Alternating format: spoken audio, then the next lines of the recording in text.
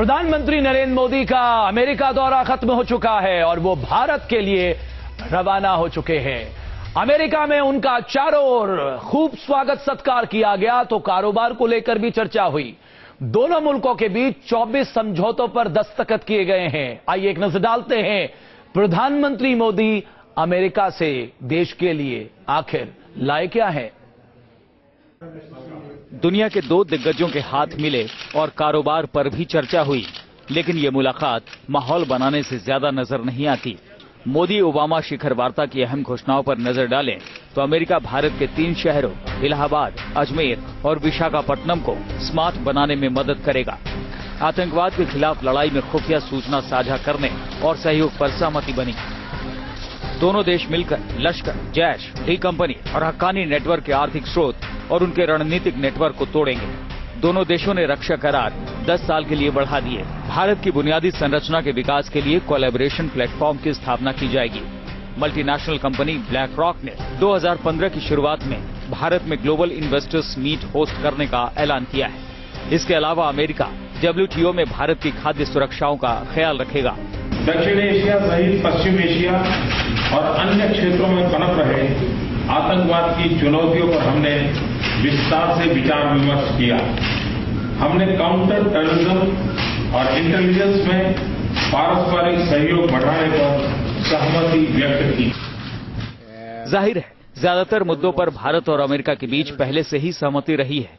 वहीं रक्षा के क्षेत्र में हमने सिर्फ पुराने करारों का नवीनीकरण ही किया है। नए हथियारों की खरीद का मामला अब भी सौदेबाजी में ही अटका है। आतंक को लेकर भी अमेरिका ने जानकारी साझा करने की बात दोहराई है। ऐसे में प्रधानमंत्री नरेंद्र मोदी के इस दौरे से बेशक लोग उत्साहित तो हैं, लेकिन सवाल तो ये भी उठ रहे हैं कि वाकई क्या इन समझौतों से कुछ हासिल होगा। Team news nation. तो सबकी नजर, पूरे देश के जनमानस की नजर इसी बात पर है कि आखिरकार प्रधानमंत्री नरेंद्र मोदी अमेरिका से क्या कुछ लेकर आए। राजनीतिक तौर पे अलग अलग पार्टियां इसको अपने तरह से आकलन कर रही है। एक तरफ CPI है तो दूसरी तरफ आम आदमी पार्टी। दोनों नेताओं का क्या कुछ कहना है प्रधानमंत्री के इस दौरे को लेकर, आइए आपको दिखाते हैं। हकीकत में कई बार ऐसा हुआ है कि जब अमेरिका की तरफ से भारत को लंबे चौड़े वायदे किए गए, लेकिन उन वायदों पर कभी खरे नहीं उतरे या कभी उसको उस तरीके से डिलीवरी नहीं हो पाई जिस तरीके से होनी चाहिए। तो मैं इस बात को लेकर बिल्कुल उत्साहित नहीं हूं। मैं इस बात का इंतजार करूंगा कि आने वाले दिनों में भारत अमेरिका के रिश्तों में किस तरीके से बेहतरी होती है। आतंकवाद के खिलाफ लड़ाई में अमेरिका किस तरीके से भारत की मदद करता है, साथ ही साथ व्यापार संबंधों को बढ़ाने में हमारे साथ वो कितना खड़ा होता है। जिस तरह के घोषणाएं की जा रही, इस तरह की बातचीत अमेरिकी राष्ट्रपति हर देशों से करते रहे। मैंने पहले भी कहा था और आज भी कह रहा हूं कि प्रधानमंत्री को लौट करके आकर के देश के अंदर प्रेस कॉन्फ्रेंस करके या राष्ट्र को संबोधित करके एक एक बात बतानी चाहिए कि आप गए थे तो क्या दे करके आए हैं और वापस आए हैं तो अमेरिका से क्या लेकर के आए हैं। तो पूरी दुनिया की नजर इस बात को लेकर थी कि दुनिया के सबसे पुराने लोकतंत्र और दुनिया के सबसे बड़े लोकतंत्र के बीच आखिर दुनिया के सबसे बड़े लोकतंत्र को मिला क्या है। आइए एक नजर डालते हैं कि आखिरकार किन किन मुद्दों पर समझौते हुए हैं। अगर हम निवेश के लिहाज से बात करें, अमेरिकी निवेश के लिए पैसों का ऐलान नहीं किया गया जैसा कि चीन और जापान के जरिए किया गया था। $35 बिलियन और $20 बिलियन का सीनेट बिल 744 पे कोई चर्चा नहीं हुई जो आउटसोर्सिंग से जुड़ा हुआ है।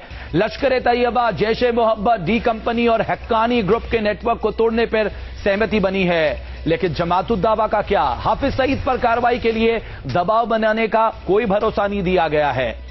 जकीउर-रहमान लखवी जैसे गुनहगारों पर पाकिस्तान कब कार्रवाई करेगा, इसको लेकर कोई बात नहीं है। डेविड कोलमैन हेडली से पूछताछ को लेकर भी एक तरह से चुप्पी साध दी गई है।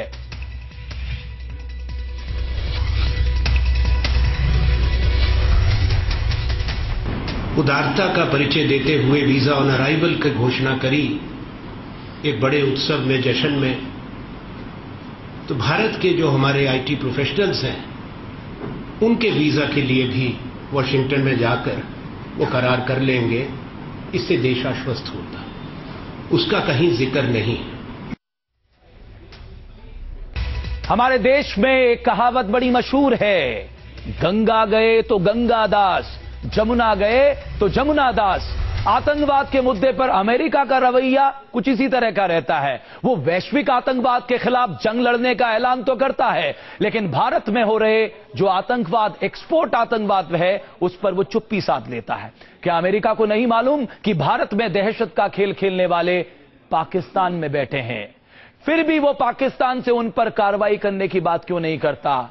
उस पर विडंबना यह है कि वो पाकिस्तान को बड़ी तादाद में मिलिट्री और सिविलियन एड देता है। यहीं आकर आतंक के खिलाफ अमेरिका की लड़ाई का जो दोहरा चरित्र है वो सामने आ जाता है। प्रॉब्लम पाकिस्तान के अंदर से टेररिस्ट हमारे ऊपर अटैक करते हैं और जिनकी बेसिस पाकिस्तान के अंदर है, उसके लिए कोई कहा नहीं गया। हमारा एक मेजर प्रॉब्लम वही है। बाकी इंटरनेशनल टेररिज्म जो है, जिसमें दुनिया में है, उसमें कोऑपरेशन, उसमें इंटेलिजेंस, उसमें और मदद टेक्नोलॉजी वो मिलेगी और मेरे ख्याल में अभी आगे बढ़ के मिलेगी, क्योंकि अभी ये जो एग्रीमेंट हुए हैं ये काफी मजबूती दिखा रहे हैं। और अब बात कर लेते हैं भारत अमेरिका रिश्तों से निकलकर भारत के रेलवे की। हमें सपना दिखाया जाता है कि हम रेलवे को वर्ल्ड क्लास बना देंगे, लेकिन रेलवे एक बार फिर सवालों के घेरे में है। इस बार गोरखपुर में हुए हादसे ने कई सवाल रेलवे की सुरक्षा को लेकर खड़ा कर दिए हैं। मंगलवार की रात यहां एक हादसा हुआ, 2 ट्रेनें आपस में टकरा गई, जिसमें 1 दर्जन लोगों को अपनी जान गंवानी पड़ी। ये तस्वीरें देखकर समझा जा सकता है कि इस डिब्बे में सफर कर रहे यात्रियों का हाल क्या हुआ होगा। 2 ट्रेनें इतनी तेजी से ट्रैक पर टकराई कि ट्रेन के कोच माचिस के डिब्बों की तरह बिखर गए। तस्वीरें गोरखपुर के नंदानगर क्रॉसिंग की हैं, जहां मंगलवार देर रात 2 ट्रेनें भीषण हादसे का शिकार हो गई। रात करीब 11 बजे लखनऊ बरौनी एक्सप्रेस और कृषक एक्सप्रेस एक ही ट्रैक पर आ गए। इमरजेंसी ब्रेक लगाने के बावजूद कृषक एक्सप्रेस का इंजन लखनऊ बरौनी एक्सप्रेस से जा टकराया। हादसे में लखनऊ बरौनी एक्सप्रेस की 2 बोगियां पूरी तरह से क्षतिग्रस्त हो गई। इस भीषण हादसे में 12 लोगों के मरने की खबर है और कई गंभीर रूप से घायल हैं। गैस कटर की मदद से बोगियों को काटकर शवों को बाहर निकाला गया। ट्रेन में सवार यात्रियों की माने तो अचानक झटके के साथ बोगियां पटरी से नीचे उतर आई और चारों ओर चीख पुकार मच गई। थोड़ा दूर आगे जाने के बाद जोरदार धक्का हुआ है। उसके बाद हम लोग देखें तो बरौनी, लखनऊ बरौनी का 3-4 डब्बा पलटी कर गया, जिसमें बहुत आदमी मरा भी है, बहुत घायल भी है। घटना की सूचना मिलते ही रेलवे विभाग के साथ राहत बचाव की टीमें मौके पर पहुंच गई। रेल मंत्री सदानंद गौड़ा ने घायल और मरने वाले यात्रियों के परिजनों को मुआवजे का ऐलान कर दिया। Ex gratia of ₹2 lakh for the deceased and 1 lakh for the grievously injured and 20,000 to the simple injured persons. Already the rescue operations and other things are. जिस तरीके से यह हादसा हुआ उससे रेलवे की लापरवाही एक बार फिर सबके सामने आ गई है। लापरवाही इसलिए क्योंकि यह हादसा 2 ट्रेनों के एक ही ट्रैक पर आने से हुआ है, जिससे सवाल उठता है कि आखिर कैसे 2 ट्रेनें एक ही ट्रैक पर आ गई। क्या ट्रेन ड्राइवर को सिग्नल नहीं मिला? अगर सिग्नल मिला तो क्या ड्राइवरों ने अनदेखी की?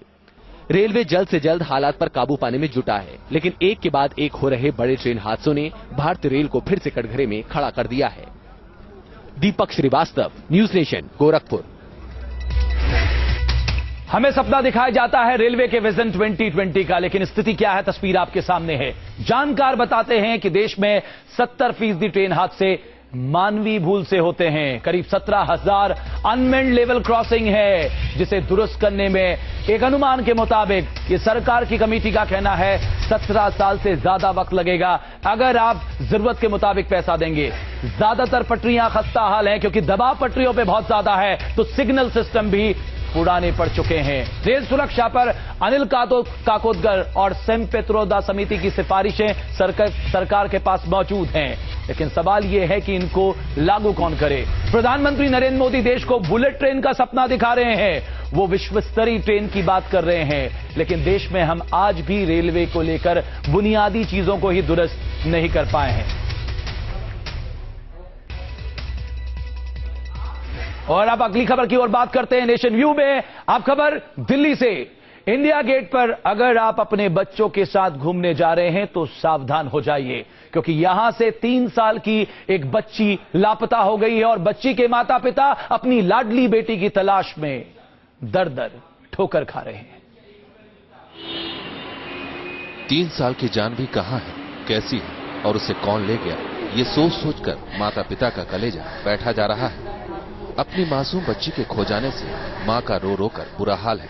बच्ची की याद में मां की तबीयत बिगड़ रही है। जानवी के मम्मी पापा का ये हाल 28 सितंबर से है। माँ बाप उस मनहूस घड़ी को कोस रहे हैं जब वो अपनी बच्ची के साथ दिल्ली के इंडिया गेट घूमने गए थे। उन्हें क्या पता था कि इंडिया गेट पर उनकी मासूम बच्ची उनसे जुदा हो जाएगी। बच्ची इंडिया गेट से बड़े ही रहस्यमय तरीके से लापता हो गई। कोई कहता है कि बच्ची को किसी गैंग ने अगवा कर लिया है, तो कोई कहता है कि 3 साल की जानवी रास्ता भटक कर कहीं चली गई है। मामला दिल्ली पुलिस में दर्ज कराया गया है, लेकिन चौथा दिन गुजर जाने के बाद भी बच्ची का कोई पता नहीं चल सका है। थक हार कर अब जानवी के माता पिता बच्ची के फोटोग्राफ और फोन नंबर लेकर दिल्ली शहर की खाक छान रहे हैं और ये गुहार लगा रहे हैं कि कोई तो उनकी बच्ची से उन्हें मिला दे। वो शाम को 9:15 के आसपास हमने देखा था, तब हमारे साथ ही थी। उसके 2 मिनट के बाद वो वहां से आंखों से ओझल हो गई हमारे। पुलिस ने बच्ची के पिता के बयान पर मामला दर्ज कर लिया है। बच्ची के परिवार ने जानवी के अपहरण की आशंका जताई है। आशंका यह भी है कि कोई गैंग जानवी को उठाकर ले गया हो। पुलिस हर एंगल से मामले की जांच करने में जुटी है। मैं डिटेल में, क्योंकि इन्वेस्टिगेशन का मामला है, बस इतना बोलना चाहता हूं कि उस पर जो पुलिस की कार्रवाई कर रही है बड़ी सीरियसली उस पर एफर्ट्स कर रहे हैं। न्यूज नेशन की आप सबसे अपील है कि अगर आपने जानवी को कहीं देखा है तो आप इस रोते बिलखते मम्मी पापा के आंसू पोंछने में उनकी मदद कर सकते हैं। अगर आपको कहीं जानवी दिखे तो आप इन नंबरों पर सूचित कर सकते हैं। नंबर है 9818180814। दूसरा नंबर है 9997119477। रोमानुल्ला खान, न्यूज नेशन, दिल्ली। कल 2 अक्टूबर है, यानी बापू की जयंती। प्रधानमंत्री नरेंद्र मोदी कल से देश भर में स्वच्छता अभियान की शुरुआत करेंगे। प्रधानमंत्री के ऐलान के बाद पूरे देश में इसकी तैयारियां शुरू कर दी गई हैं। दरअसल प्रधानमंत्री नरेंद्र मोदी 2 अक्टूबर से देश में स्वच्छ भारत अभियान की शुरुआत करने वाले हैं, लेकिन उससे पहले ही उनके मंत्री मिशन क्लीन इंडिया में लग चुके हैं। अपने अपने मंत्रालयों को साफ सुथरा बनाने की कवायद शुरू कर दी गई है। खुद मंत्री महोदय हाथों में झाड़ू लेकर सड़कों पर सफाई करते नजर आ रहे हैं। लेकिन अब आपको एक दिलचस्प बात और बता देना चाहते हैं कि इस देश में सफाई अभियान 1986 में ग्रामीण स्वच्छता अभियान के नाम से शुरू किया गया था और उसके बाद 1999 में आते आते ये संपूर्ण स्वच्छता अभियान में बदल गया। 2013 में आते आते यूपीए सरकार के मंत्री ने इसे निर्मल भारत अभियान का नाम दे दिया और अब ये स्वच्छ भारत अभियान बन गया है। सवाल ये है, केवल कार्यक्रमों के नाम बदलने से भारत स्वच्छ हो जाएगा या भारत को स्वच्छ बनाने के लिए हम सभी लोगों को एकजुट होना पड़ेगा?